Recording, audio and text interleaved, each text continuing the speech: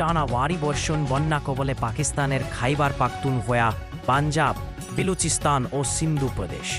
বিভিন্ন এলাকায় নদীর পানি বৃদ্ধি, পাহাড় ও ঘরবাড়ি ধসে প্রাণহানির খবর পাওয়া গেছে।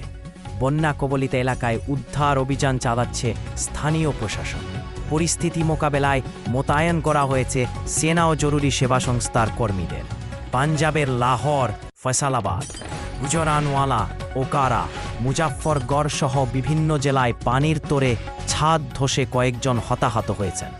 করাচিতে ঘটেছে ছাদ ধসে ও বিদ্যুৎস্পৃষ্ট হয়ে মৃত্যুর ঘটনা। বেলুচিস্তানের ঝোব এলাকায় একটি পরিবার আকস্মিক ঢলে বেঁচে যায়। সেখান থেকে দুজনকে জীবিত উদ্ধার করা সম্ভব হয়েছে। জাতীয় দুর্যোগ ব্যবস্থাপনা কর্তৃপক্ষে জানিয়েছে, আরও বৃষ্টি অব্যাহত থাকলে পাহাড়ি ঢল ও বন্যার ঝুঁকিতে রয়েছে অন্তত 7টি জেলা। এদিকে চীনের গুইঝো প্রদেশের রংজিয়াং শহরে দ্বিতীয় দফায় বন্যা দেখা দিয়েছে।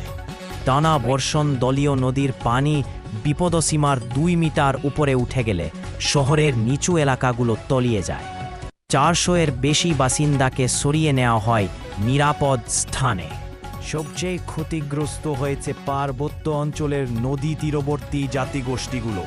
দেশটির পানি সম্পদ মন্ত্রণালয় জানায় অন্তত 13টি নদীর পানি সতর্ক সীমা ছাড়িয়েছে। ভারতের হিমাচল প্রদেশে টানা বর্ষণের ধস ও প্লাবনে ব্যাপক ক্ষয়ক্ষতির খবর পাওয়া গেছে।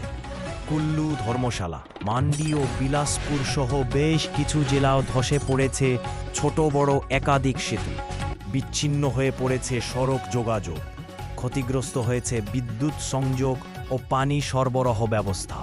মুখ্যমন্ত্রী কার্যালয় জানায়, রাজ্যে আগেই দুর্যোগ প্রস্তুতি মহড়া সম্পন্ন করা হয়েছিল।